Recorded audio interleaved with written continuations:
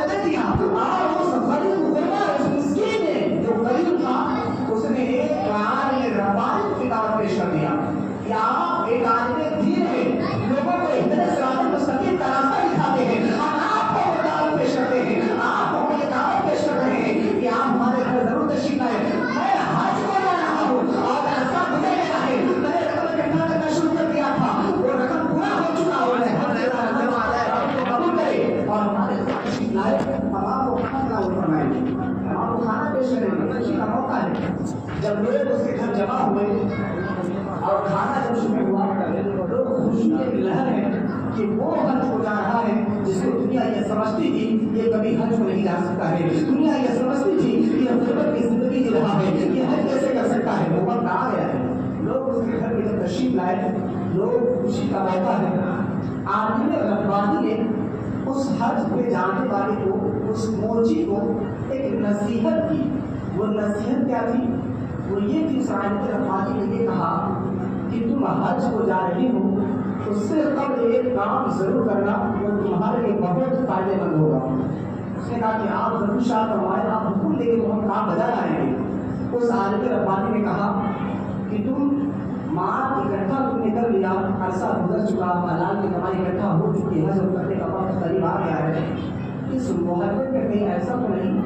کہ تمہاری وجہ سے کسی کا دل دکھاؤ، کسی کا دل دکھاؤ، وقت قریب آیا ہے حج کرنے کا، اس سے پہلے تم یہ کرو کہ اپنے گاؤں میں نکل کر کے، اپنے محلے میں نکل کر کے، اپنے قصبے کے اندر نکل کر کے لوگوں کا دروازہ کھٹکھاؤ، لوگوں کی چوکھٹ پہ کھڑے ہو جاؤ اور اس سے معافی تلافی کرو اور اس سے یہ کہو کہ زندگی کے عالم میں ہم نے جتنے پیغامات اکٹھا کیے ہیں کہ ایسا نہیں ہم نے کسی کو ظلم کیا ہو یا کسی کو ستم کیا ہو یا کسی کا دل دکھایا ہو، آپ مجھے معاف کر دو، معافی تلافی کا سلسلہ شروع کرو۔ کہیں ایسا تو نہیں کہ تم کھائے اور کھانے کا وقت نماز کر جاؤ، تم سے کوئی ناراض ہے، اللہ کا بندہ تم سے کوئی ناراض نہیں، ایسا تو نہیں۔ تم پہلے یہ کرو ہر جانے سے پہلے کہ اپنے محلے میں نکلو اور لوگوں کے دروازے کھٹکھٹاؤ، ان کے دروازے کھڑے ہو جاؤ اور اس سے یہ کہو کہ اگر تم مجھ سے کوئی غلطی ہو گئی ہو، اگر میری وجہ سے تمہارا دل دکھاؤ، مجھے معاف کر دو، یہ سلسلہ شروع کرو۔ تو اس شخص نے کیا کیا؟ اس عالم ربانی کی نصیحت کو قبول کیا اور وہ لوگوں کے ساتھ جمع ہوا، اور جمع ہونے کے بعد پورے محلے میں ایک دورہ ہوا، لوگوں کا دروازہ کھٹکھٹایا گیا اور کہا گیا کہ لوگوں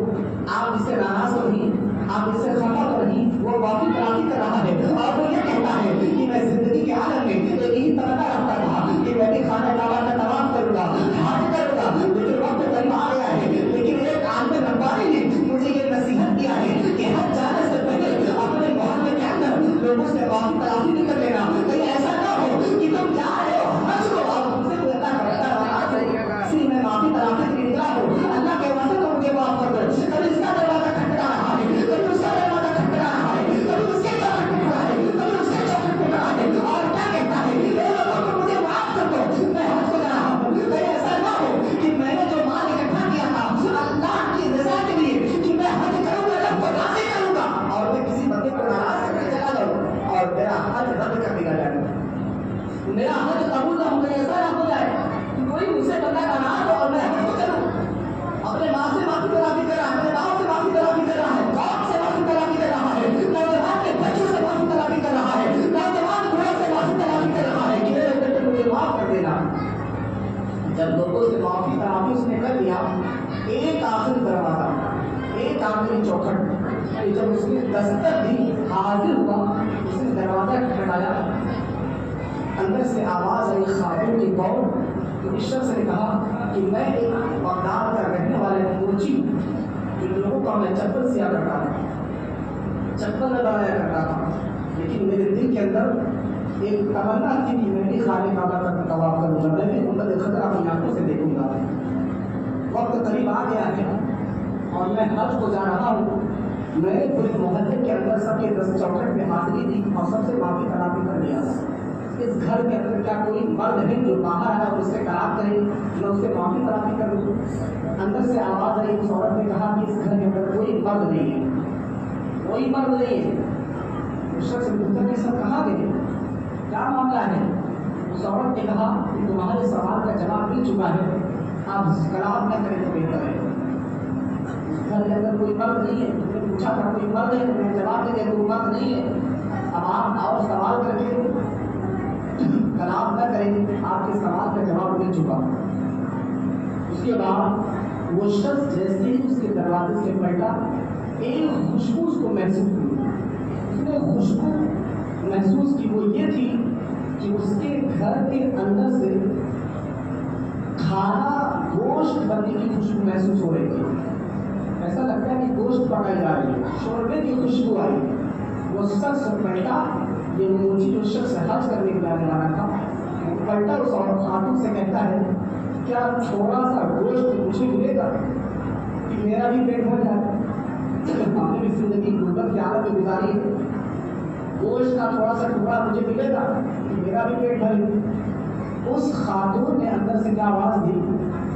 اے حج کو جانے والے، جو گوشت میرے گھر کے اندر پک رہا ہے یہ میرے لیے تو حلال ہے لیکن تیرے لیے حرام ہے. یہ حاجی صاحب جو حج کو جانے والے تھے تعجب میں پڑ گئے، یہ معاملہ کیا ہے؟ شریعت کا قانون تو برابر ہوتا ہے. شراب اگر ہمارے لیے حرام ہے تو عوام کے لیے بھی شراب حرام ہے. زنا اگر ہمارے لیے حرام ہے تو عوام کے لیے حرام ہے. قانون اسلام کا برابر ہوتا ہے. لیکن میں کچھ سمجھ نہ سکا، تم نے جو کہا کہ حلال گوشت تمہارے لیے ہے لیکن ہمارے لیے نہیں. آخر معاملہ کیا ہے؟ آخر واقعہ کیا ہے؟ آخر بات کیا ہے؟ تم ایسا کیوں کہتی ہو کہ جو گھر تمہارے گھر کے اندر جو کھانا شوربہ پک رہا ہے وہ تم کہتی ہو وہ تمہارے لیے حلال ہے اور ہمارے لیے حرام ہے. آخر ماجرا کیا ہے؟ آخر کیا ہے؟ تو اس خاتون نے کہا، اس خاتون نے یہ کہا کہ میری غربت کا عالم یہ ہے، میری غریبی کا عالم یہ ہے کہ میرے چھوٹے چھوٹے بچے ہیں، میری چھوٹی چھوٹی بیٹیاں ہیں اور وہ بھوک سے تڑپ رہی ہے، بلک رہی ہے اور میرے گھر کے اندر کوئی چیز نہیں ہے جس کو میں اپنے بیٹیوں کو کھلا سکوں، کوئی چیز دے سکوں. میرے پاس کوئی چیز نہیں ہے. تو میرے گھر کے باہر ایک ایسی چیز پڑی تھی، میں نے منظر دیکھا تو وہ ایک مرغی پڑی ہوئی جو مری ہوئی تھی، مردار مرغی، ایک مرغی پڑی ہوئی تھی لیکن وہ پہلے سے مر چکی تھی، مردار ہے. اور شریعت کا یہی قانون ہے، جانور مردار اگر ہو اس کا گوشت حرام ہوتا ہے، کھانے کی اجازت نہیں ہے، کھانے کی اجازت نہیں ہے. مردار جانور کا گوشت کھانے کی اجازت نہیں ہے. اور خاتون کہتی ہے کہ میرے گھر کے باہر ایک میں نے منظر دیکھا، ایک مرغی پڑی جو پہلے سے مر چکی ہے اور اس کا کھانا شریعت اجازت نہیں دیتی.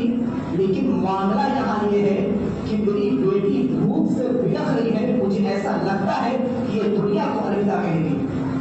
یہ انتقال کر جائے گی. تو مجھ سے رہا گیا، میں نے اس کو اٹھایا اور اس کے گوشت کو ٹکڑے کر دیے اور ہم نے وہاں اس کا شوربہ بنا رہے ہیں تاکہ بیٹی کو کھلا سکے اور وہ زندگی اس کی باقی رہے. اور شریعت تبھی اجازت دیتی ہے جب جان کے لالے پڑ جائے تو پھر شراب کے لیے اجازت ہوتی ہے، مردار گوشت کھانے کی اجازت ہوتی ہے. لیکن صرف اتنا جتنے سے جان بچ سکے، پیٹ بھرنے کی اجازت نہیں، شریعت اس کی اجازت دیتی ہے. تو خاتون کہتی ہے معاملہ یہی تھا، یہ معاملہ یہی تھا کہ میری بیٹی ایسا لگتا تھا کہ دنیا کو الوداع کہنے کی، انتقال کر جائے گی، مجھ سے رہا گیا. میں نے مردار کی گوشت کو ٹکڑے ٹکڑے کیا اور اسی کا شوربہ بنایا تاکہ بیٹی کو کھلا سکوں. اس نے جب یہ سنا اس کے پیروں تلے زمین کھسک گئی اور یہ حیرت میں پڑ گیا کہ جس قوم سے جس بستی سے ہم حج کو جا رہے ہیں میرے ہی محلے کے اندر ایک ایسی خاتون جس کی غربت عالمی ہے. اور وہ جب جانے لگا جیسے وہ پلٹا تو اس خاتون نے کیا کہا، حج کو جا رہے ہو جب تم خانے کعبہ کا طواف کر لینا، صفا مروا کا چکر لگا لینا، حجر اسود میں تم بوسہ دے لینا، جس وقت تم غربت خطرہ کے نیچے کھڑے ہونا ایک جملہ کہہ دینا کہ تمہاری نمازی، مطلب میرے نانا جان سے یہ کہہ دینا کہ تمہاری ایک نمازی نے جو بغداد میں رہتی غربت کا یاد ہے اس کو خراب کر دیا. یہ حج کو جانے والے تو حج کو تو جانا ہے، جس نے تو خانے کعبہ کا قرار کر لے گا غربت خطرہ کے نیچے کھڑا ہونا. وہ غریب غریب غربت خطرہ کو جب دیکھنا، دیکھنے کے بعد ایک جملہ کہہ دینا کہ نانا جان آپ کی ایک سہجادی بغداد کے اندر غربت کی چکی نہیں گزر رہی ہے. جب اس نے یہ کہا کہ میرے نانا سے کہہ دینا یہ جملہ کہ میرے نانا سے یہ کہہ دینا، میرا پیغام پہنچا دینا کہ آپ کی ایک نوازی بغداد کے سرزمین پر غربت کی چکی کی حالت میں گزر رہی ہے، یہ جملہ کہہ دینا. اللہ اکبر. جب اس نے یہ پوچھا کہ تم یہ کیوں کہتے ہو کہ میرے نانا جان، تم کون ہو؟ اس خاتون نے کہا کہ میں ایک سیدہ ہوں، میں ایک سیدہ ہوں اور میرے نانا جان مدینہ منورہ میں تشریف فرما آرام فرما رہے، میرے نانا جان سے پیغام پہنچا دینا کہ آپ کے مناسب بغداد کے سرزمین پر غربت کی چٹی پہ آئے کس رہی ہے، میرے نانا جان کو سلام پیش کر دینا، بس حج کو جائے ہو جاؤ لیکن سلام میرے نانا جان کو پیش کر دینا۔ جب اس نے یہ سنا کہ ایک سیدہ خاتون جو ہمارے قوم میں رہتی ہے غربت تیار میں، اس کی بیٹی مردار گوشت کھا رہی، اللہ اکبر، وہ گھر کو گیا، وہ شخص کہتا ہے جو حج کرنے کو جانے والا تھا، گھر کو واپس پلٹا اور پلٹنے کے بعد جتنا رقم اس نے جمع کیا تھا حج کو جانے کے لیے سب رقم کو جمع کر دیا، اور جمع کرنے کے بعد اسی سیدہ کے خاتون کے دروازے پہ کھڑا ہو گیا اور کہتا ہے اے شہزادی، میری شہزادی سنو، میرا ایک خواہش پورا کر دو، وہ یہ ہے کہ اب میں حج کو جانے والا جو تھا لوگوں کو دعوت تو دی گئی اور لوگوں کو دعوت پیش کر دیا گیا، لیکن میں اب حج کرتا ہوں، اب میں حج کو نہیں جاؤں گا۔ ایک سیدہ خاتون ہمارے قوم کے اندر غربت کی چٹی کی حالت میں پھنس رہی ہو اور میں حج کو چلا جاؤں، یہ کیسے ہو سکتا ہے؟ اگر میں حج کو چلا گیا اور وہ میرے خدا کے نیچے کھڑا ہو گیا اور حضور نے مجھ سے سوال کر لیا، حج کرنے آئے ہو اور مجھے سلام کرتے ہو، اب تمہارے سلام کی ہمیں حاجت نہیں ہے، ضرورت نہیں ہے، واپس پلٹ جاؤ، اس لیے جہاں پہ تم آئے ہو میری ایک نواسی غربت کے عالم میں پھنس رہی ہے اور تم کھانے کا جواب کر رہے ہو، کہیں ایسا نہ ہو کہ حضور مجھ سے سوال کر لے تو میں چہرہ کہاں دکھاؤں گا، اب میں حج کو نہیں جا سکتا، یہ سارا مال دینار، یہ درہم و دینار اگر تم قبول کر لو گی تو اللہ رب العزت میری دنیا و آخرت کامیاب کر دے گا،